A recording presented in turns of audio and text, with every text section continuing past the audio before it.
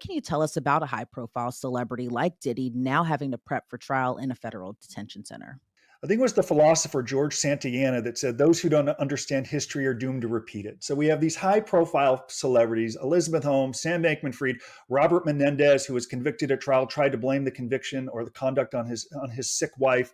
So we have those who have come before us who continue to go down this path of blaming and excusing, never identifying with victims, or at least acknowledging they could have done anything wrong. And I would say, if that's what you want to do, cool, own it and understand the consequences that follow. So there are probably enablers, lawyers, friends, and family telling him what he wants to hear at great expense. Though, if convicted, he's the one that has to serve that lengthy federal prison sentence. He's the one that will endure that pain and regret of not having made better decisions, including decisions he could make right now. What does accepting responsibility look like? Are there things within the government's version of events that I can identify with, that I can acknowledge happened?